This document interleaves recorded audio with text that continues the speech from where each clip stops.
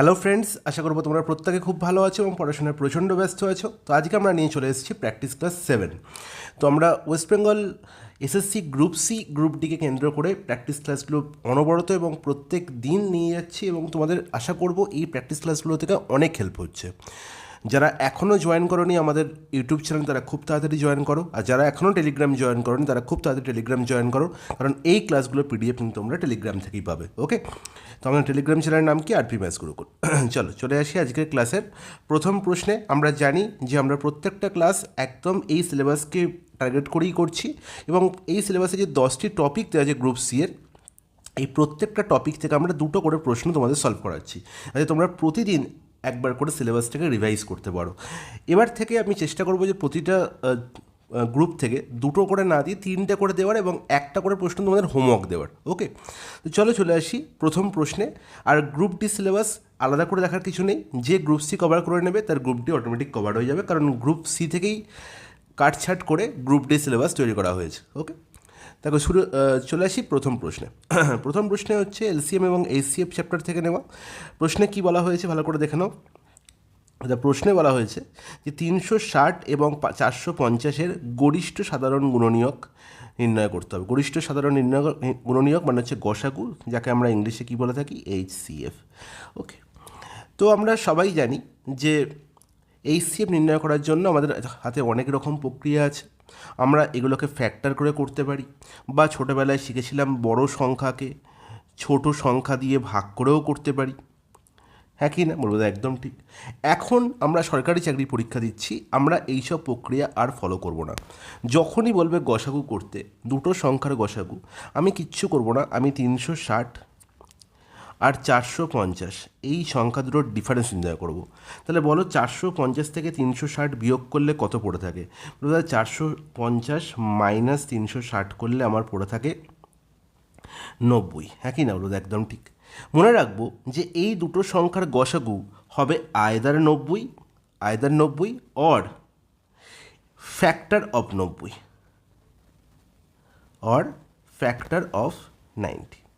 দাদা ফ্যাক্টর মানে কি? মানে 90-এর মধ্যে যে সংখ্যাগুলো লুকিয়ে আছে, যেগুলো দিয়ে 90-কে পুরোপুরি ভাগ করা যায়। যেমন বলতে পারি 9, যেমন বলতে পারি 10, যেমন বলতে পারি 3, যেমন বলতে পারি 15। ঠিক আছে, এরকম অসংখ্য সংখ্যা আছে যেগুলো দিয়ে 90-কে আমরা পুরোপুরি ভাগ করতে পারি। তাহলে 90-এর ফ্যাক্টরগুলো হতে পারে এদের এইচসিএফ, অথবা 90 নিজেও হতে পারে এইচসিএফ।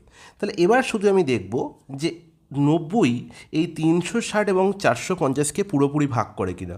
যদি পুরোপুরি ভাগ করে তাহলে 90 হয়ে যাবে এইচসিএফ, তাহলে আর এগুলোর দিকে চোখ দেওয়ার কোনো প্রয়োজন নেই। দেখো 90 4-এ 360 হয়, হ্যাঁ কি না বলো? একদম ঠিক। আর 90 5-এ 450 হয়, হ্যাঁ কি না বলো? একদম ঠিক। তার মানে 450ও 90 দিয়ে পুরোপুরি ভাগ যায়, 360ও 90 দিয়ে পুরোপুরি ভাগ যায়। তার মানে কোনো রকম কোনো কথা না বাড়িয়ে 90 হয়ে যাবে কারেক্ট আনসার। তাহলে মুখে দেখেই, এটা জাস্ট তোমাদের বোঝানোর জন্য এতটা টাইম আমার লাগলো, তোমরা মুখেই অঙ্কটা সলভ করতে পারবে। তোমরা জাস্ট দেখবে 450 আছে, 360 আছে, অর্থাৎ এদের ডিফারেন্স হচ্ছে 90 অপশানে আছে, এবং এদের ফ্যাক্টরও আছে। দেখো 10 হচ্ছে 90-এর ফ্যাক্টর, 9ও 90-এর ফ্যাক্টর, 45ও 90-এর ফ্যাক্টর। তাহলে তোমার দেখে শুধু একটাই কাজ করতে হবে যে 90 যখন পেলাম, তাহলে 90 হচ্ছে তোমাদের সব থেকে বড়ো, তাহলে 90 কি 360-কে পুরোপুরি ভাগ করে? 90 কি 450-কে পুরোপুরি ভাগ করে? হ্যাঁ, 90 360-কেও পুরোপুরি ভাগ করে, 90 450-কেও পুরোপুরি ভাগ করে, তাহলে 90 হবে correct answer. B C D এর দিকে চোখ দেওয়া দরকারই নেই। ওকে, চলে যাই পরের প্রশ্ন। কোশ্চেন নাম্বার 2-এ কী বলা হয়েছে? দুটো সংখ্যার যোগফল 60, তাদের গসাগু ও লসাগু যথাক্রমে 12 এবং 72। দুটো সংখ্যার অনন্যকের যোগফল কত হবে নির্ণয় করতে হবে। খুব অসাধারণ একটা প্রশ্ন এইচসিএফ এলসিএম চ্যাপ্টার থেকে। আচ্ছা, এটাও এইচসিএফ এলসিএম থেকেই নেওয়া। ওকে,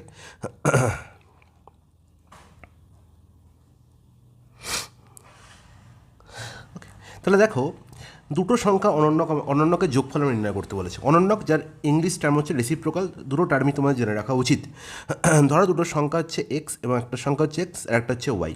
তাহলে এক্সের রেসিপ্রোকাল কী হবে বা অনন্যক কী হবে? সবসময় কোনো সংখ্যার অনন্যক নির্ণয় করতে বলে সেটা কী করে নির্ণয় করতে হয় না? 1/, সেই সংখ্যা। সাপোজ তোমাকে বললো 3, এ অনন্যক কত? এই অনন্যক হচ্ছে 1/3। 5, এ অনন্যক কত? দাদা 1/5। ঠিক আছে, যে কোনো সংখ্যা অনন্যক হচ্ছে কি? সে 1/, সেই সংখ্যা। তাহলে ওয়াই অনন্যক কী হবে? দাদা 1/y। আমার নির্ণয় করতে হবে কি 1+x+1/y, তাই তো 1/x+1/y, তাহলে রেসিপ্রোকালে সমষ্টি নির্ণয় করতে হবে। তাহলে এবার বলো যে এলসিএম কী হবে, এক্স ওয়াই হয়ে যাবে এলসিএম, তাহলে ওপরে কী হয়ে যাবে y+x, হ্যাঁ কি না বলো তো, একদম ঠিক, y+x লেখা মানেও যা আর x+y লেখা মানেও তাই। এবার দেখো y+x মানে সংখ্যা দুটোর যোগফল বলাই হয়েছে 60, তাহলে x+y ভ্যালু তো 60 বলাই আছে। তাদের গসাগু ও লসাগু বলা হয়েছে 12 এবং 72, তাহলে এক্স ওয়াই ভ্যালু কী করে পাবো, আমরা জানি দুটো সংখ্যার ক্ষেত্রে লসাগু ইন্টু গসাগু মানে LCM into HCF is equal to কী হয়ে যায়, প্রোডাক্ট অফ টু নাম্বারস, হ্যাঁ কি না, আগেই তো বলে দিয়েছি। তাহলে দেখো এলসিএম ইন্টু এইচসিএফ যা হবে সংখ্যা দুটোর গুণফলও তাই হবে, তার মানে এক্স ওয়াই এর ভ্যালু হয়ে যাবে কত না 12 into 72, it's not it blows, একদম ঠিক। তার মানে 60/12 ইন্টু 72 হয়ে গেল কারেক্ট আনসার। তাহলে আমার এই ধরনের প্রশ্ন থাকলে আর কিচ্ছু করার দরকার নেই, ডাইরেক্ট শর্টকাট হচ্ছে কি দাদা, sum by LCM into HCF.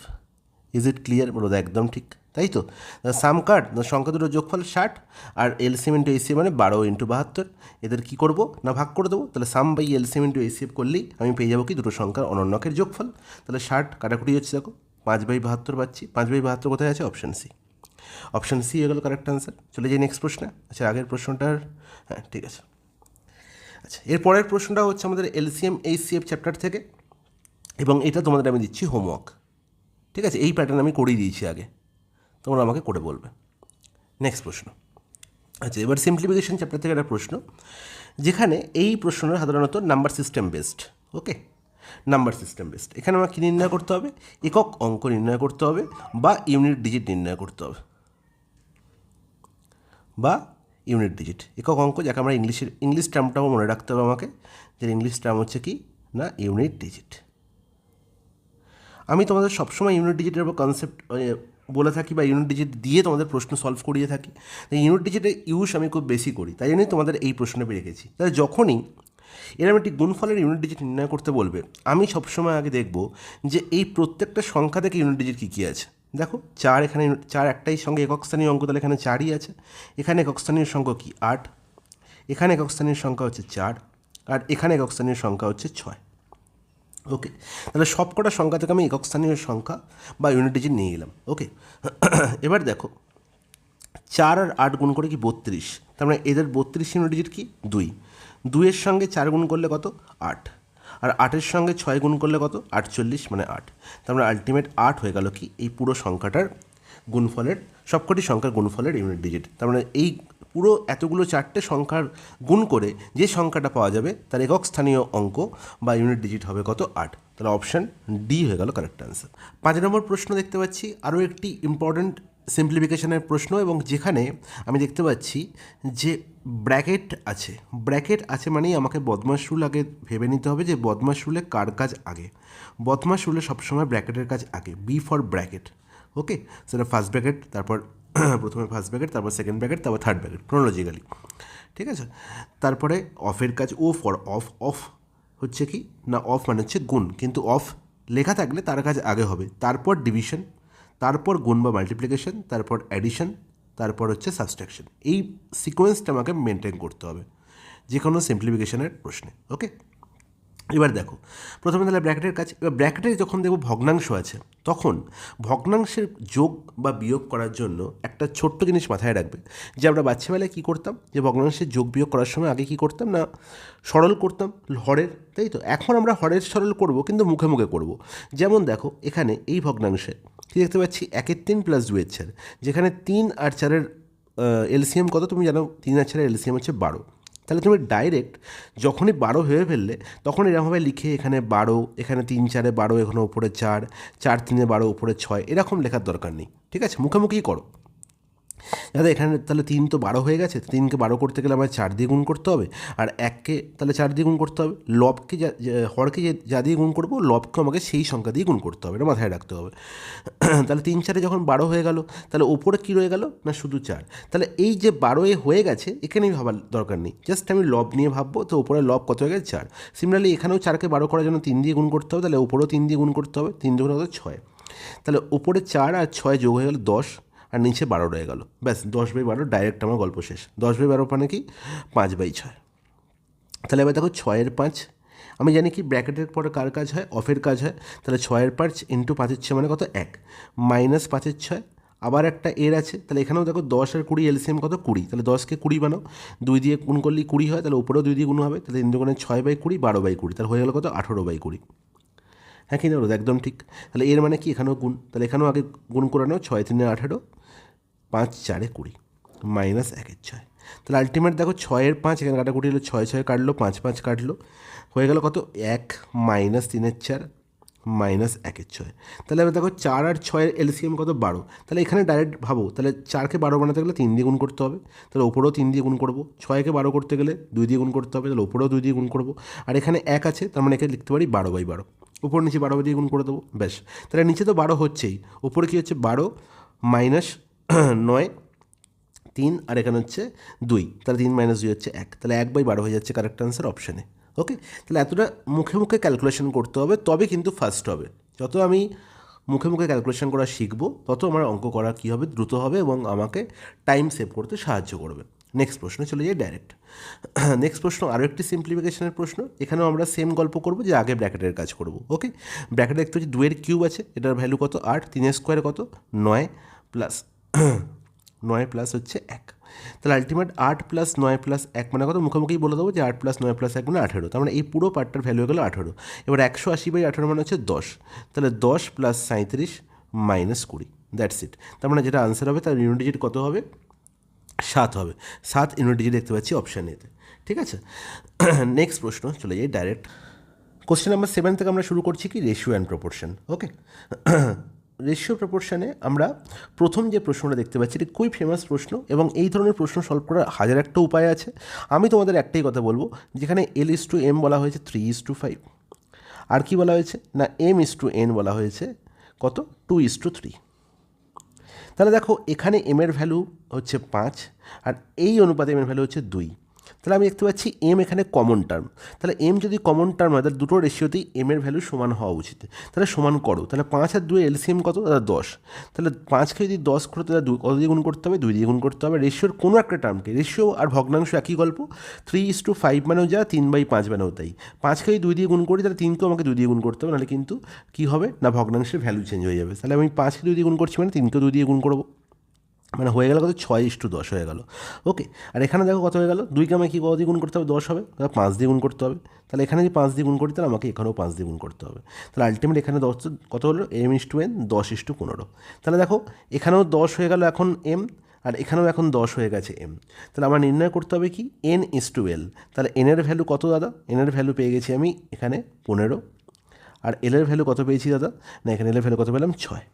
তাহলে 15:6 যাবে কারেক্ট আনসার। 15:6 কাটাকুটি যায় এখনও 3 দিয়ে, 3 5 15, 3 2 6, তাহলে 5:2 অপশান বি হয়ে যাবে কারেক্ট আনসার।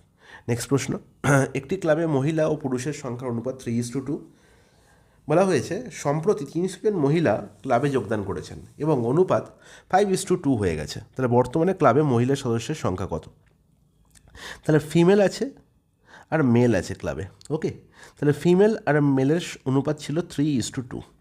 কিছু পরিমাণ মহিলা অ্যাড হয়েছে এবং তার জন্য রেশিও 5:2তে চেঞ্জ হয়ে গেছে।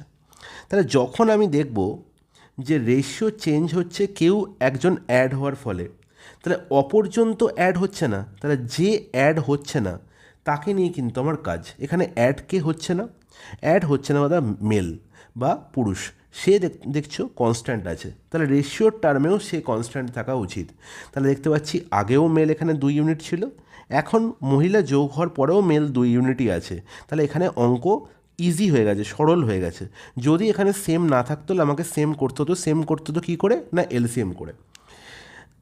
সিমিলারলি যেরকম আমরা এখানে সেম করলাম এমকে, এই পদ্ধতি সেম পদ্ধতি আমরা এখানেও ফলো করতাম। যদি এখানে সেম না থাকতো, এখানে 2 সাপোজ এখানে 3 থাকতো, তাহলে 3 আর 2 এলসিএম হচ্ছে 6, তাহলে দুজনকে আমায় 6 বানাতে হতো। কিন্তু এখানে দুজনেই 2 হয়ে আছে, তাহলে আমার কোনো কাজ নেই, সরল অঙ্ক। তাহলে ফিমেল দেখতে পাচ্ছি 3 ইউনিট ছিল আগে, এখন হয়েছে 5 ইউনিট। তাহলে ইনক্রিজ কতটা হয়েছে, 2 ইউনিটের। তাহলে এই 2 ইউনিটের ভ্যালু কত, না 300 জন অ্যাড হয়েছে, সেই 300 জন। তাহলে 2-এর ভ্যালু যদি 300 হয়, নির্ণয় করতে হবে বর্তমানে ক্লাবে মহিলা সদস্যের সংখ্যা কত। বর্তমানে ক্লাবে মহিলা সদস্য কত, 5 ইউনিট। তাহলে 2-এর ভ্যালু 300 হলে 1-এর ভ্যালু হচ্ছে কত, 150, আর 150 ইন্টু 5 করলে তাহলে আমি ভ্যালু পেয়ে যাব বর্তমানে মহিলার সংখ্যা, 5 ইন্টু 150, 5 পনেরো কত 75, 750 ডি হয়ে যাবে কারেক্ট অ্যান্সার। নেক্সট প্রশ্ন, হরিশের মাসিক বেতন 45,000 টাকার মধ্যে। তাহলে 45,000 টাকা হচ্ছে হরিশের মাসিক বেতন, তার মধ্যে 1/3 শিক্ষার জন্য সে ব্যয় করছে, 2/6, আচ্ছা 2/6কে আমি সরল করে নিতে পারি, একেও 1/3 লিখতে পারি। তাহলে এখানেও দেখতে পাচ্ছি 1/3 খাদ্য এবং অন্যান্য প্রয়োজনীয়তার জন্য ব্যয় করে, তাহলে বাকি বেতন সে সঞ্চয় করে, তাহলে সঞ্চয়ের পরিমাণ কত? তাহলে পুরো বেতনটাকে 3টে ভাগে ভাগ করা হচ্ছে, পুরো বেতনটাকে 3টে ভাগে ভাগ করা হচ্ছে। যখনই দেখব যে একটা জিনিসকে 3টে ভাগে ভাগ করা হয়েছে এবং 3টেকেই আমি দেখতে পাচ্ছি ভগ্নাংশে পাঠে দেওয়া হয়েছে এবং কোনো বাকির কথা বলা হয়নি। বাকির কথা বলা হয়নি মানে কি, 1/3 শিক্ষার জন্য ব্যয় করলো, বাকি অংশের 2/6 যদি বলতো অন্যান্য প্রয়োজনীয় খরচের জন্য ব্যয়, তখন আমার কী হতো, একটু কমপ্লেক্স হতো। কিন্তু এখানে বাকির কোনো গল্প নেই, তাহলে একটাকেই 3টাকে ভাগ করা হয়েছে। প্রথমে 45,000কে প্রথম 1/3 ভাগ করলো, সেই 1/3 শিক্ষার জন্য, এডুকেশনের জন্য, ওকে। তারপর হচ্ছে আরও 2/6 মানে হচ্ছে আরও 1/3 ভাগ করলো, সেটার জন্য, সেটা কার জন্য কি, food and other purpose, okay, food and others. আর বাকি আর একটা পার্টে ভাগ করলো, যেটা হচ্ছে সঞ্চয়, যেটা তার সেভিংস। তাহলে এবার দেখো 1/3 এখানে দেখতে পাচ্ছি, তাহলে 1/3 একটা জিনিসকে 3টে পার্টে ভাগ করলে তার প্রথম দুটো পার্ট যদি 1/3 হয়, তাহলে লাস্ট পার্টটাও 1/3ই হবে। কারণ কি, 3 যদি টোটাল ভাগ হয়, তার মধ্যে 1 পার্ট এখানে নিয়েছি, 1 পার্ট এখানে নিয়েছি, তাহলে এখানেও 1 পার্টই পড়ে থাকবে। তাহলে 1/3 রেশিও তো দাদা 1:1:1, তার মানে পুরো টাকাটাকে সমান 3 ভাগে ভাগ করা হয়েছে, ইজ নট ইট? তাহলে পুরো টাকাটাকে সমান 3 ভাগে ভাগ করা মানে প্রত্যেক খাতে কত টাকা করে খরচা হয়েছে না, 45,000/3, আর 45,000/3 মানে 15,000, তার মানে তার সঞ্চয় কত টাকা, 15,000 টাকা। এতটাই ইজি প্রশ্নটা, যদি রেশিও দিয়ে ভাবা যায়, আর কিচ্ছু করার দরকার নেই, ওকে। নেক্সট প্রশ্ন, আচ্ছা এই ছিল 3টে, আচ্ছা 3টে অঙ্কে আমি করেই দিলাম রেশিও প্রপোর্শনের। নেক্সট প্রশ্ন আমি চলে গেছি টাইম অ্যান্ড ওয়ার্কে। টাইম অ্যান্ড ওয়ার্কে দেখতে পাচ্ছি শ্বেতা এবং হরিশ একসাথে একটি প্রকল্প সম্পন্ন করেছে এবং যার আয় হয়েছে 28,000 টাকা। আচ্ছা সবসময় মনে রাখবো, টোটাল যে টাকাটা অ্যালটমেন্ট হয় সেটাই হচ্ছে টোটাল কাজ। টোটাল যে টাকা অ্যালটমেন্ট হয়, মনে রাখবো টাইম অ্যান্ড ওয়ার্কের অঙ্কে, যে টোটাল টাকা যেটা অ্যালটমেন্ট হয় সেটাই হচ্ছে টোটাল ওয়ার্ক। তাহলে এটা হচ্ছে টোটাল ওয়ার্ক। এই প্রকল্পে শ্বেতা 20 দিন কাজ করেছে এবং হরিশ 30 দিন কাজ করেছে, ওকে। তাহলে দেখতে পাচ্ছি শ্বেতা 20 দিন কাজ করেছে আর হরিশ দেখতে পাচ্ছি 30 দিন কাজ করেছে। যদি তাদের দৈনিক মজুরির অনুপাত 5:6 হয়, তাহলে দুটো জিনিস মনে রাখবো, টোটাল যেটা আয় বা টোটাল যে টাকাটার অ্যালট হয়েছে সেটা হচ্ছে টোটাল ওয়ার্ক, মানে এটা হচ্ছে টোটাল ওয়ার্ক, ওকে। আর যেটা দৈনিক তাদের দিতে হয় সেটা হচ্ছে তাদের কি, সেটা হচ্ছে তাদের এফিসিয়েন্সি। তাহলে দেখো দৈনিক মজুরি অনুপাত বলা হয়েছে কত, 5:6, তার মানে এটা হচ্ছে এফিসিয়েন্সি রেশিও। আর আমরা জানি যে time into efficiency is equal two total work. Total work এটা মাথায় রাখবে, time into efficiency is equal two total work. তাহলে দেখো 20 দিন সময় লেগেছে শ্বেতার, তার এফিসিয়েন্সি কত, 5, তাহলে 20 ইন্টু 5 এটা হচ্ছে শ্বেতার ভাগের টাকা বা শ্বেতার যে কাজ করেছে। আর হরিশ দেখতে পাচ্ছি 6 এফিসিয়েন্সি নিয়ে কাজ করে 30 দিন, তাহলে 30 ইন্টু 6, তাহলে এই হচ্ছে তাদের সেই রেশিও, যে রেশিওতে পুরো টাকাটা বা পুরো কাজটা ভাগ হবে। তাহলে শ্বেতা টোটাল কাজ করেছে হয়তো 20 ইন্টু 5 ইউনিট, আর হরিশের টোটাল কাজ করেছে হতো 30 ইন্টু 6 ইউনিট। তাহলে রেশিও কত হলো, দেখো 0 0 এখানে ক্যান্সেল আউট হয়ে গেল, তাহলে 5 দুগুণে 10 আর 3 6 18, কাটাকুটি আরও যাচ্ছে, এখানে 2 আর 6 3, তাহলে আলটিমেট 5:3 রেশিওতে তারা কী করেছে, পুরো টাকাটা ভাগ করে নিয়েছে বা পুরো কাজটা ভাগ করে নিয়েছে। তাহলে 5 আর 3-এর যোগফল কত, 8, ঠিক হলো এখানে, হ্যাঁ ঠিক আছে, কোনো অসুবিধা নেই। 8-এর ভ্যালু কত বলা হয়েছে, 28,000। শ্বেতা 20 দিন কাজ করেছে এবং হরিশ 30 দিন কাজ করেছে, 5:6, 20 ইন্টু 5 30 ইন্টু 6, ঠিকই তো আছে, শূন্য কাটলো, 2 3 6, সরি এখানে 9 আছে, ভেরি সরি, এখানে একটা 9-এর খামতি হয়েছে, আর কিছুই নয়, তাই বলছি অসুবিধা হচ্ছে এখানে, এখানে 9 হবে। তাহলে 5 + 9 কত, 14, তাহলে 14-র ভ্যালু হচ্ছে 28,000, তার মানে কত গুণ, অর্থাৎ এখানে হচ্ছে 2,000 গুণ। তাহলে নির্ণয় করতে হবে কার, শ্বেতার অংশ কত, শ্বেতার অংশ কত, 5 ইউনিট, তাহলে 5 ইন্টু 2,000, তার মানে হচ্ছে 10,000 টাকা। ইজ ইট ক্লিয়ার, হলো জলের মতো পরিষ্কার, অপশান ডি হয়ে গেল কারেক্ট আনসার। 11 নম্বর প্রশ্ন বলছে 9 জন মহিলা 50 দিনের একটি কাজ শেষ করতে পারেন, খুব ভালো কথা। যদি, আচ্ছা 50 দিনে একটি কাজ শেষ করতে পারে, ওকে দিনের না, 50 দিনে একটি কাজ শেষ করতে পারেন। যদি 6 জন মহিলা আরও বৃদ্ধি করা হয় তবে কয়দিন আগে কাজটি শেষ হবে। তাহলে দেখো প্রশ্নের মধ্যে কিন্তু একটা টুইস্ট আছে, কদিন আগে কাজটা শেষ হবে, কদিনে কাজটা শেষ হবে বলেনি, কয়দিন আগে কাজটা শেষ হবে।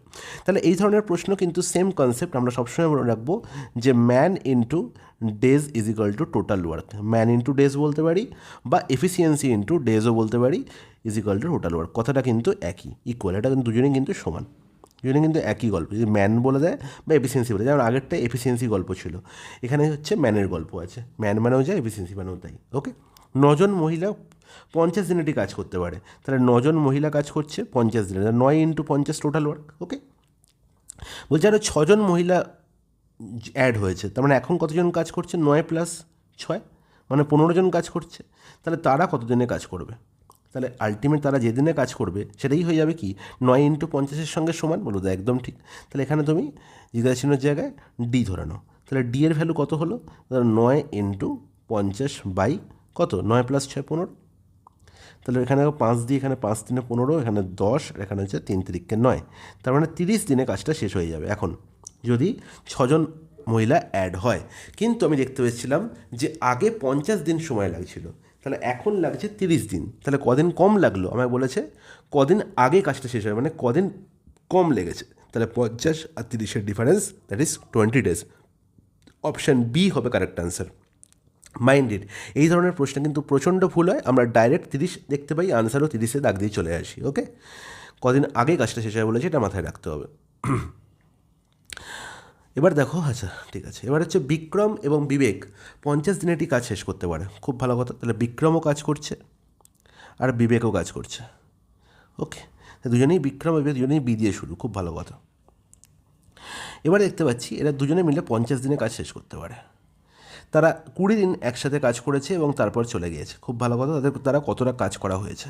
তাহলে এই ধরনের প্রশ্ন আমি ধরে নেবো কি 50 দিনে সে বাচ্চাবেলা করতাম, তারা পুরো কাজ করেছে মানে এক অংশ বা টোটাল কাজ করেছে, এক অংশ কাজ করেছে, তাহলে তারা 20 দিনে কতটা কাজ করবে, অর্থাৎ কিছুই নয়, এখানে 1/50 ইন্টু 20, হ্যাঁ কি নেবো, একদম ঠিক, তারা 2/5 তারা কাজ করেছে।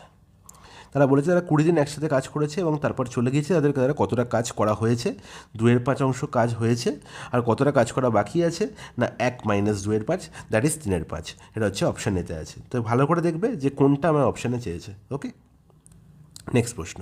আচ্ছা, এবার টাইম অ্যান্ড ডিস্টেন্স চলে এসেছে, বলছে গাড়ি বি গাড়ি এর চেয়ে দ্বিগুণ গতিযুক্ত, এই লাইনটা দিয়ে আমি কী বোঝাতে চেয়েছি, যে গাড়ি গাড়ি এর চেয়ে দ্বিগুণ গতিযুক্ত, এর মানে হচ্ছে এখানে আমি পরিষ্কার বাংলা ভাষায় এই লাইনটা দিয়ে আমি দুজনকার বেগ বা স্পিডের রেশিও বলেছি, তাহলে এখানে এ গাড়ি আছে আর বি গাড়ি আছে, তাহলে গাড়ি বি হচ্ছে এর চেয়ে দ্বিগুণ গতিযুক্ত মানে হচ্ছে এর যদি 1 গতিবেগ হয়, বি এর গতি হচ্ছে 2 দ্বিগুণ, তার মানে এদের গতি বা স্পিড রেশিও হচ্ছে 1:2, এটা হচ্ছে স্পিড রেশিও, এটা মাথায় রাখতে হবে।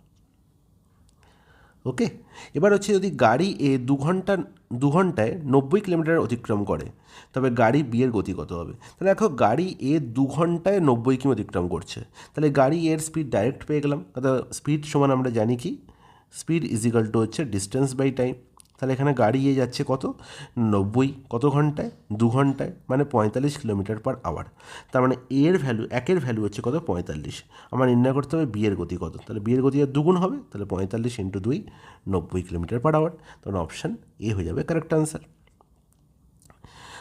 খুবই ইজি একটি অঙ্ক। নেক্সট প্রশ্ন, বলছে এক্স এবং ওয়াই এর গতির অনুপাত 5:7, ওয়াই 3 ঘন্টায় 420 কিমি দূরত্ব অতিক্রম করে, তাহলে এক্সের গতি কত হবে, একই ধরনের প্রশ্ন, হোমওয়ার্ক।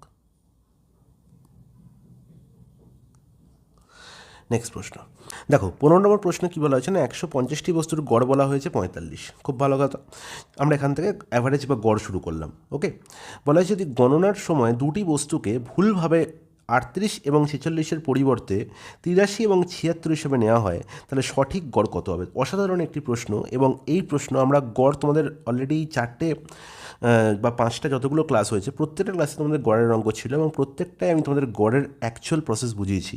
যারা আমার কেপি বা ওয়েস্টবেঙ্গল পুলিশের পুরো সিরিজটা দেখেছে প্রিভিয়াস ইয়ারের, সেখানে তোমাদের গড় আমি অন্য রকমভাবে করিয়েছি, আর তাছাড়াও আমি আমার ইউটিউব চ্যানেলে গড়ের একটা আলাদা প্লেলিস্টও বানিয়ে রেখেছি অ্যাভারেজের ওপর। যারা এখনও গড় গুণ করে টোটাল নির্ণয় করে গড় নির্ণয় করছে, তাদের জন্য আমি বলে দিচ্ছি তারা আগে এগুলো দেখে নাও, খুব সহজে আমরা গড় নির্ণয় করতে পারি। 150 টোটাল আমার দেখতে পাচ্ছি অবজারভেশন আছে, মানে 150টা বস্তু আছে, এদের অ্যাভারেজ বলা হয়েছে কত অ্যাভারেজ বলা হয়েছে 45। এবার এটা কি অ্যাকচুয়াল অ্যাভারেজ হবে কি হবে না সেটা আমাকে ডিনোট করতে হবে। আমায় নির্ণয় করতে হবে কি না গণনার সময় আমি ভুল করেছি। কি ভুল করেছি না আমার 38 লেখার কথা ছিল, আমি তার জায়গায় লিখেছি কত না 83।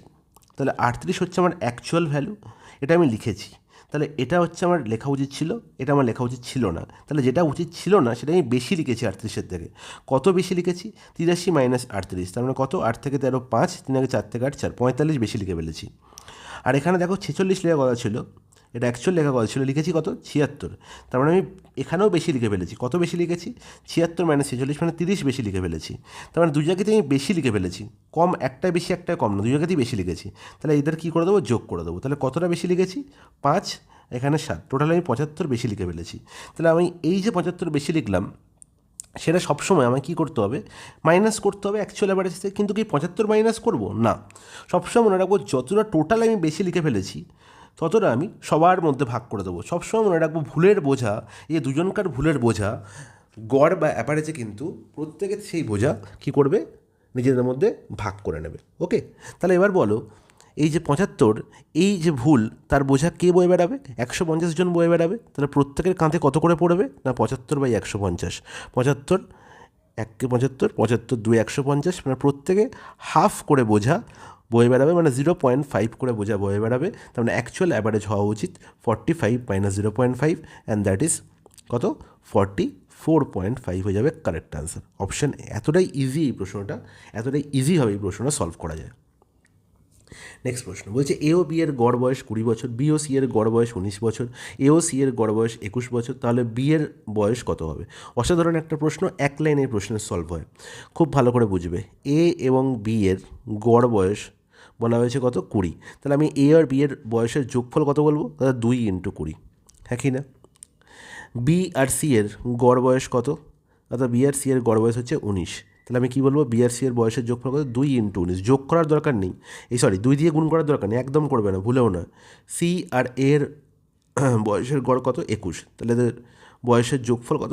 2 × 21। তাহলে যখনই আমি দেখবে যখনই এই তিনজনকে বাঁদিক এবং ডান দিকে যোগ করব, বাঁদিক এবং ডান দিকে যোগ করব, বাঁদিকে যোগ করলে কী হবে? এখানে যোগ করলে কী পাবো না এখানে আমি যোগ করলে পাবো, দেখো এখানে একটা এ এখানে একটা এ, দুটো এ দুটো বি আর দুটো সি আছে। তাহলে আলটিমেট আমি কী পেলাম না আলটিমেট আমি পেলাম না 2 × এ প্লাস বি প্লাস সি। আর এদিকে ডান দিকে কী পাচ্ছে? 2 কমন যাচ্ছে, পড়ে থাকছে কি 20 প্লাস 19 প্লাস 21, হ্যাঁ কি না বলো? একদম ঠিক। তাহলে দেখো এই 2 আর 2 তো ক্যান্সেল আউট হয়ে গেল, হ্যাঁ কি না?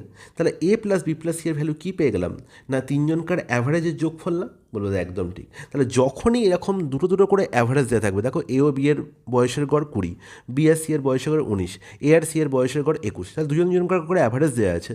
সবসময় মনে রাখবো এই অ্যাভারেজ যে টার্মগুলো আছে তাদের যোগফলই হবে এই তিনজনকার বয়সের যোগফল, মনে থাকবে। আবার বলছি এই অ্যাভারেজগুলো মানে 20, 19 এবং 21-এর যোগফলই হবে এ বি এবং সি এর বয়সের যোগফল। তাহলে আর এই 2 দিয়ে গুণ করে এই এতটা যে গল্প লিখলাম এটা লেখার আমার কোনো প্রয়োজন নেই, এটা লেখার আমার কোনো প্রয়োজন নেই। আমি ডাইরেক্ট কি বলবো দাদা একদম এই টার্মটা এখান থেকে আর লিখবই না দাদা। কী লিখবো আমি দাদা? A plus B plus C is equal to কত না 20 প্লাস 19 প্লাস 21, এক লাইনের গল্প। তিনজনকার বয়সের যোগফল আমি পেয়ে গেছি কত? 20 প্লাস 19 প্লাস 21, মানে 20 প্লাস এখানে কত 40, 60। তিনজনকার বয়সের যোগফল 60, আমায় বলতে হবে বি এর বয়স কত। অর্থাৎ এ প্লাস বি প্লাস সি থেকে আমি যদি এ প্লাস সি বিয়োগ করে দিই, এ প্লাস সি বিয়োগ করে দিই, তাহলে তো আমি কী পেয়ে যাবো? বি পেয়ে যাবো। তুমি কী বলবে দাদা? A plus B plus C থেকে যদি আমি এ প্লাস সি বিয়োগ করে দিই তাহলে দেখো এখানে মাইনাসে এখানে প্লাসে, এখানে দেখো প্লাস সি, এখানে মাইনাস সি, কাটাকুটি হয়ে বি পড়ে রইল, হ্যাঁ কি না বলো? একদম ঠিক। তাহলে দেখো এ প্লাস বি প্লাস সি থেকে এ প্লাস সি বিয়োগ করবো, এ প্লাস সি এর বয়সের এখানে কিন্তু মনে রাখতে হবে যে এ আর সি এর বয়সের গড় হচ্ছে 21, তাহলে এদের বয়সের যোগফল কত না 21 × 2 42, এটা মাথায় রাখতে হবে। তাহলে বি এর বয়স কত হবে? অর্থাৎ বি এর বয়স হয়ে গেলো 60 মাইনাস 42, দ্যাট ইজ কত না 60 মাইনাস 42 হয়ে গেলো কত না 18। 18 কোথায় আছে না অপশান ডি, অপশান ডি হয়ে গেল correct answer. Is it clear? জলের মধ্যে পরিষ্কার, কোনো অসুবিধা নেই। আচ্ছা নেক্সট প্রশ্ন থেকে আমরা পার্সেন্টেজ বা শতকরা শুরু করছি। 17 নম্বর প্রশ্ন। আচ্ছা দেখো, 17 নম্বর প্রশ্নে কী বলা হয়েছে, বলছে একটি পরীক্ষায় উত্তীর্ণ হওয়ার জন্য মোট নম্বরের 50% পেতে হবে। খুব ভালো কথা। দুটো পত্রের পরীক্ষায়, দুটো পেপারের পরীক্ষা হচ্ছে, যেখানে একজন শিক্ষার্থী 200 নম্বরের প্রথম পত্রে 40% নম্বর পেয়েছে। পরীক্ষায় উত্তীর্ণ হওয়ার জন্য 150 নম্বরের দ্বিতীয় পত্রে কমপক্ষে কত শতাংশ নম্বর পেতে হবে। খুব ভালো কথা। দেখো, এই প্রশ্নটা আমরা বেস্ট অ্যাপ্রোচে করবো। বেস্ট অ্যাপ্রোচ হচ্ছে অ্যালিগেশন অ্যাপ্রোচ। ঠিক আছে, অ্যালিগেশন। যদি এখানে ডেটা একটু টাফ ডেটা থাকে তখন কিন্তু অ্যালিগেশন হয়ে যাবে বেস্ট প্রসেস। তাহলে তুমি বলবে দাদা এখানে 200, এখানে 150, টোটাল হচ্ছে 350 পরীক্ষা, তার 50% পেতে হবে, তাহলে 350 50% 175, তাহলে 200%-এর মধ্যে 40% সে পেয়েছে প্রথম পত্রে, তাহলে বাকিটা সে পাবে 150-র মধ্যে, তাহলে সেটা কত পার্সেন্টেজ নির্ণয় করে না আনসার হয়ে যাবে। এটা মুখোমুখি করা যায়। কিন্তু যখন এই ডেটাটা 200-150-এর জায়গায় অন্য কোনো রকম ডেটা হবে, বড় ডেটা হবে, তখন কিন্তু অ্যালিগেশন হবে সবথেকে বেস্ট প্রসেস। যখনই একটা জিনিসকে ভাঙা হচ্ছে, মোট নাম্বার একটা আছে, মোট নাম্বারটা হচ্ছে দেখো এখানে 200 + 150 350, সেটাকে দুটো পার্টে ভাঙা হচ্ছে, 200 আর 150-তে। তাহলে প্রথম 200-র মধ্যে সে পাচ্ছে 40% নাম্বার, আর 150-র মধ্যে সে কত পাচ্ছে আমি জানি না। আর ওভারঅল মানে 200 + 150 350-র ওপর সে পাচ্ছে কত পার্সেন্ট না 50% সে পেতে হবে তাকে। এটা হচ্ছে তার পাসিং মার্কস। তাহলে দেখো, যেহেতু 50% অপেক্ষা এটা দেখছি 40% কম, তাই অ্যালিগেশন বলে এই X%ই কী হবে, গ্রেটার দ্যান 50% হবে। এটা অবশ্যই 50% অপেক্ষা বড় হবে, এটাই হচ্ছে অ্যালিগেশনের মেন ফান্ডা। তাহলে যখন আমি 50% আর 40%-এর মধ্যে ডিফারেন্স নির্ণয় করবো, সেটা হবে 10%, সেটা আমি এখানে লিখবো। আর এই X% আর 50%-এর ডিফারেন্স নির্ণয় করবো, সেটা লিখবো X - 50, কারণ এখানে X বড়, যে বড় তাকে আগে লিখবো, বড় থেকে ছোটো বিয়োগ হয় সবসময়, মাথায় রাখবে। তাহলে X - 50 আর 10, এই যে রেশিওটি বেরোলো, এই রেশিওটা কিছুই নয়, এই 200 আর 150 রেশিওর সঙ্গে সমান। তাহলে 200 আর 150 রেশিও কত, অর্থাৎ 5 × 4 = 20 আর 5 × 3 = 15, 4:3। তাহলে আমি বলবো যে দাদা X - 50/10 হচ্ছে 4/3। তাহলে হয়ে গেল কত দাদা, 3x মাইনাস কত 150 কত 40। তাহলে এখান থেকে আমি বলতে পারি দাদা x হয়ে যাবে এখানে কত 190, 150 ওপরে গেলে কী হবে, যোগ হবে। তাহলে 190/3, আর 190/3 মানে 3 × 6 = 18, 10 মানে 3 × 3 = 9, 63.333 চলতেই থাকবে। তাহলে অ্যাপ্রক্স আমি এখানে বলতে পারি 64% হবে কারেক্ট আনসার অপশানে। ঠিক আছে, নেক্সট প্রশ্নে চলে যাই। নেক্সট প্রশ্ন থেকে আমরা প্রফিট অ্যান্ড লস স্টার্ট করছি। ওকে, লাভ ও ক্ষতি। বলছে পুষ্পা 480 টাকায় 2 ডজন কলম কিনে 4টি কলমের একটি প্যাকেট বানিয়ে 100 টাকায় বিক্রি করলো, তাহলে তার শতকরা কত লাভ হয়েছে। খুব অসাধারণ একটি প্রশ্ন। এই ধরনের প্রশ্ন আমি দেখছি যে এখানে দু রকমের কোয়ান্টিটিতে গল্প বলা হয়েছে, একবার ডজনে মাপা হচ্ছে আর একবার কলমের সংখ্যায় মাপা হচ্ছে। তাহলে ডজনকে আমি কী করব, সংখ্যায় ট্রান্সফার করব। আমরা জানি যে 1 ডজন = কত 12 নাম্বারস, হ্যাঁ কি না, 1 ডজন = 12 নাম্বারস, 12টা নাম্বারে হয় একটা ডজন। তাহলে এখানে 2 ডজন আছে মানে কি 8, সরি ফ্রেন্ডস, 12 × 2, 2 ডজন হলে কত হবে, 12 × 2 24টা হয়ে যাবে, হ্যাঁ কি না, বললো একদম ঠিক। তাহলে 24টার মূল্য হচ্ছে ক্রয় মূল্য, এটা কি ক্রয় মূল্য, 24টার ক্রয় মূল্য হচ্ছে কত, তাহলে 480 টাকা। তাহলে আমি 4টি কলমের একটা প্যাকেট বানিয়েছি, তাহলে 24টায় 480 হয়, তাহলে 4টের সিপি কত হবে, তাহলে 480/24 মানে হচ্ছে 20 × 4 মানে হচ্ছে 80 টাকা, হ্যাঁ কি না, 80 টাকা হবে 4টের দাম। এটা 4টের সিপি বেরোলো। এবার বলেছে 4টে সে বিক্রি করেছে কত টাকা এসপি, তাহলে সে 100 টাকায় বিক্রি করেছে। তাহলে এখানে অবশ্যই প্রফিট হয়েছে। কত প্রফিট হয়েছে দাদা, প্রফিট হয়ে গেল কত দাদা 100 - 80 20 টাকা। তাহলে প্রফিট পার্সেন্টেজ কত দাদা, আমরা জানি প্রফিট সবসময় কার ওপরে, সিপির ওপরে। তাহলে 20/80, সিপি কত 80 × 100, তার মানে কত 25%, হ্যাঁ কি না, বলবো দাদা একদম ঠিক। 20 × 4 = 80, 4 × 100 25%, অপশান ডি হয়ে গেল কারেক্ট আনসার। নেক্সট প্রশ্ন বলছে 2.5 ডজন আপেলের ক্রয় মূল্য 300 টাকা, প্রতিটি আপেলের 15 টাকায় বিক্রি হয়েছিল, সুতরাং শতকরা লাভ কত। একই কনসেপ্ট, হোমওয়ার্ক। এরকমভাবে প্রতিটা পার্ট থেকে আমি তোমাদের একটা করে হোমওয়ার্ক দেবো, তোমরা হোমওয়ার্ক অবশ্যই করবে এবং আমাকে আনসার বলবে। নেক্সট প্রশ্ন, যদি একজন ব্যক্তি একটি বস্তু 1300 টাকায় বিক্রি করে 30% লাভ করে, তাহলে বস্তুটির ক্রয় মূল্য কত?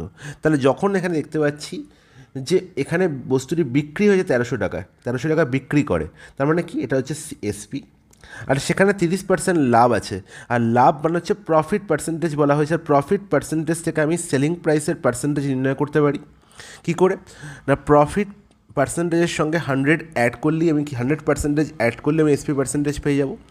30% লাভ, এর মানে হচ্ছে 100 টাকা যদি আমার সিপি হয়, তাদের 30 টাকা লাভ হয়েছে বা 30 ইউনিট প্রফিট হয়েছে।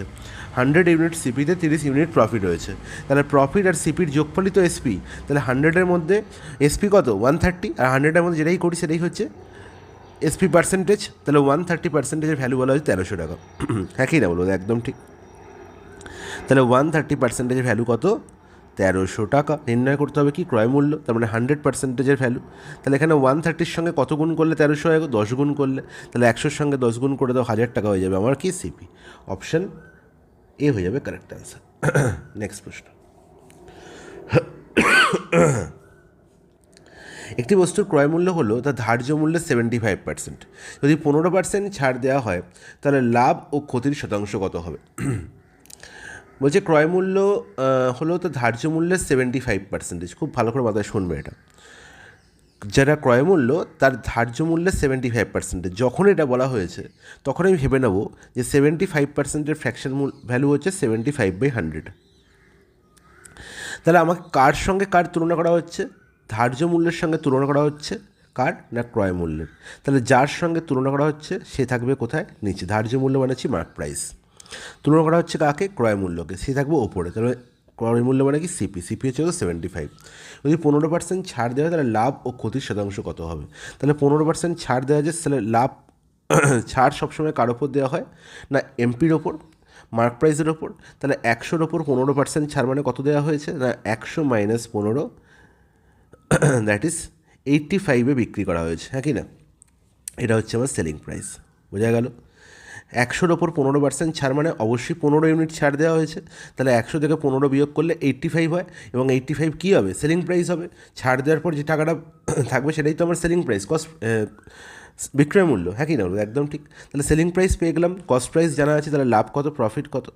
তাহলে প্রফিট হয়ে যাবে আমার SP minus CP, 85 - 75, and that is 10। তাহলে প্রফিট সবসময় কার ওপর হয়? সিপির ওপর হয়। তাহলে আমার প্রফিট পার্সেন্টেজ নির্ণয় করতে বলেছে, তাহলে প্রফিট পার্সেন্টেজ কত হবে? দাদা 10/75 ইন্টু 100, এত পার্সেন্টেজ। এবার বলো, কাটাকুটি করলে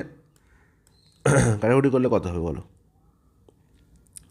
25×3 = 75, 25×4 = 100, 40/3 মানে হচ্ছে 13.33% লাভ হয়েছে। অপশান ডি হয়ে যাবে কারেক্ট অ্যান্সার। মনে থাকবে 40/3 সবসময় হচ্ছে কত? 13.13%। 13.13 মানে হচ্ছে 13.333। চলতেই থাকবে এটা। কোশ্চেন নাম্বার 22, যেখান থেকে আমরা ফ্র্যাকশন স্টার্ট করছি, এবং ফ্র্যাকশনের এটা একটা খুব সুন্দর অঙ্ক, খুব ভালো করে বুঝবে। এই প্রশ্নটার মধ্যে দুরকম টাইপ হয়। একটা হয়, দেখো খুব ভালো করে বুঝবে, 4টে ভগ্নাংশ এরকম দেওয়া আছে, 6/5, 4/3, 3/2 আর 5/4। এবার দেখো প্রত্যেকটা মানুষকে উল্টে দাও, 5/6, 3/4, 2/3, 4/5। এটা হচ্ছে 1 নম্বর প্রশ্ন, এটা হচ্ছে 2 নম্বর প্রশ্ন। দুটো দুরকম প্রশ্ন হলো, ঠিক আছে। এবার বললো এদের মধ্যে থেকে সব থেকে বড় কে, আর এদের মধ্যে থেকে মানে প্রথম টাইপটা থেকে সব থেকে বড় ফ্র্যাকশন কোনটা, আর যেটা আমাদের প্রশ্নে জিজ্ঞাসা করা হয়েছে, আর সেকেন্ড টাইপটা থেকে সব থেকে বড় কোনটা। এই দুটো অঙ্কেতেই, দুটো প্রশ্নতেই গল্প একই আছে, শুধু প্রবলেমটা কোথায় একটু ভালো করে বুঝবে।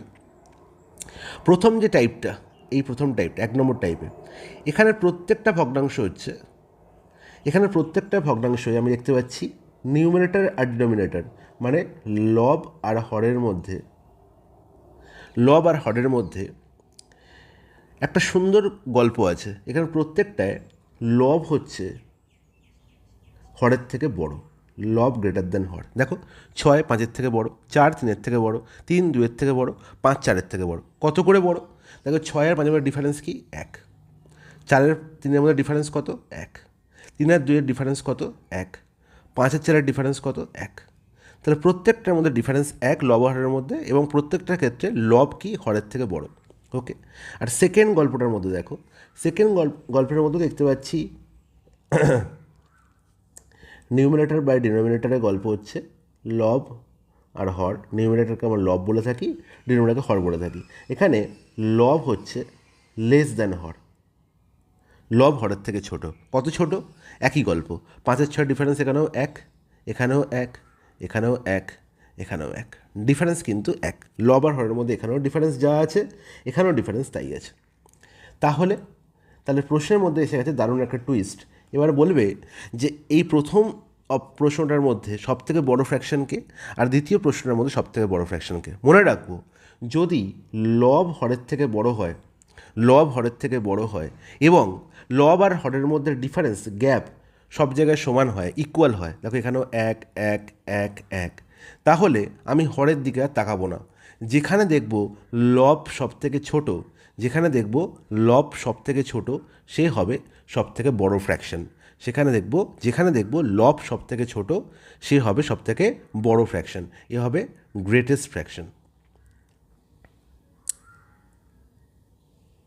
আর যেখানে দেখব যে লব সব থেকে বড়, দেখো এর মধ্যে কোথায় আছে? 6 এর 5, এই হবে সব থেকে ছোটো বা সর্বনিম্ন বা স্মলেস্ট।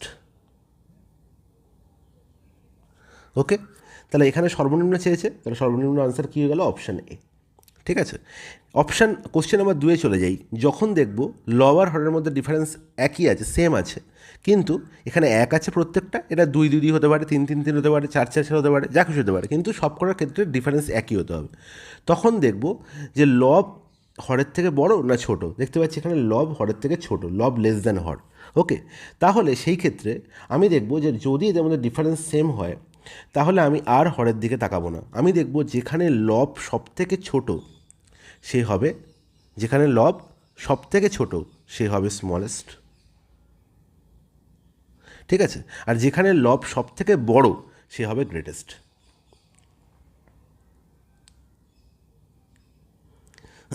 বোঝা গেল? তাহলে ঠিক উল্টো এর, তাহলে এই দুটো গল্প খুব ভালো করে মনে রাখবে। তাহলে প্রথম প্রশ্নের ক্ষেত্রে স্মলেস্ট হলো 6 এর 5, গ্রেটেস্ট হলো 3 এর 2, আর সেকেন্ড প্রশ্নের ক্ষেত্রে হলো আমার গ্রেটেস্ট হয়ে গেল 5 এর 6, আর স্মলেস্ট হয়ে গেল 2 এর 3। Is it clear? বলবো জলের মতো পরিষ্কার, কোনো অসুবিধা নেই। নেক্সট প্রশ্ন।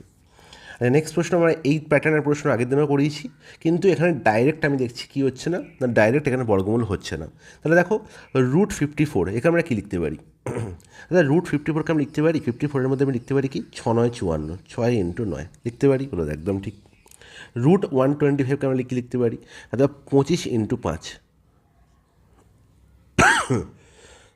সরি দাদা √24কে আমরা কি লিখতে পারি দাদা 6 × 4, আর √45কে আমরা কি লিখতে পারি দাদা 9 × 5।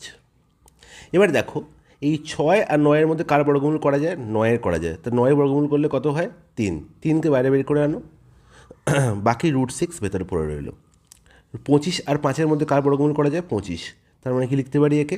25-এর বর্গমূল 5, বাকি √5 ভেতরে পড়ে রইল। নিচে কী আছে? 6 আর 4-এর মধ্যে ডিফারেন্স, এই 6 আর 4-এর মধ্যে কার বর্গমূল করা যায়? 4-এর। তাহলে 4-এর বর্গমূল করলে কত? 2। তাহলে 2 বাইরে বেরিয়ে গেল, আর ভেতরে 6 পড়ে রইল। আর 9 আর 5-এর মধ্যে কার বর্গমূল হয়? 9 করলে কত হয়? 3। কার বর্গমূল হয় না? 5-এর, 5 ভেতরে পড়ে রইল। তাহলে এবার দেখো 3√6 এর মানে হচ্ছে 3 × √6। এখানে সবকটা কিন্তু গুণে আছে, 3√6 মানে 3 × √6।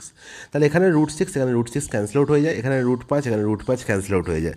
তাহলে আর কিন্তু কোনো রুট নেই। এবার এখানে 3, এখানে 3 ক্যান্সেল আউট হয়ে যাচ্ছে, পড়ে থাকতে 5/2। আর 5/2 মানে হচ্ছে কত দাদা?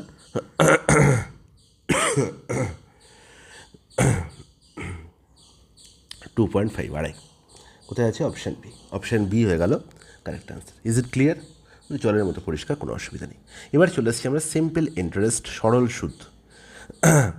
বলছে রাম বার্ষিক সরল সুদের একই হারে 3 বছরের জন্য শিবকে 6,000 টাকা, 5 বছরের জন্য কৃষ্ণকে 8,000 টাকা ধার দেন। তিনি উভয়ের থেকে মোট 5,200 টাকা সুদ পেয়েছিলেন। তাহলে বার্ষিক সুদের হার নির্ণয় করো। তাহলে এখানে দেখতে পাচ্ছি যে rate of interest same, Ram বার্ষিক সরল সুদের হারে এখানে 3 বছরের জন্য 6,000 টাকা দিয়েছে কাকে? শিবকে। আর 5 বছরের জন্য কৃষ্ণকে টাকা ধার দিয়েছে একই সুদের হারে। ওকে, আর উভয়ের থেকে মোট যে ইন্টারেস্ট সে আর্ন করেছে সেটা হচ্ছে 5,220 টাকা। তাহলে এখানে ইকুয়াল কি না, রেট হচ্ছে ইকুয়াল, রেট অফ পার্সেন্টেজ হচ্ছে ইকুয়াল। তাহলে এবার আমাকে বলো যে 6,000 টাকা 3 বছরের জন্য R% হারে কত টাকা ইন্টারেস্ট দেবে। তাহলে খুবই ইজি, PRT/100, তাহলে 6,000 ইন্টু R% ইন্টু 3। তাহলে এবার তোমাদের একটা জিনিস বলে দিই, যখন আমি R%কে R/100 লিখছি, সেই 100-এর দুটো শূন্য এই 6,000-এর দুটো শূন্যকে তো ক্যান্সেল আউট করবে।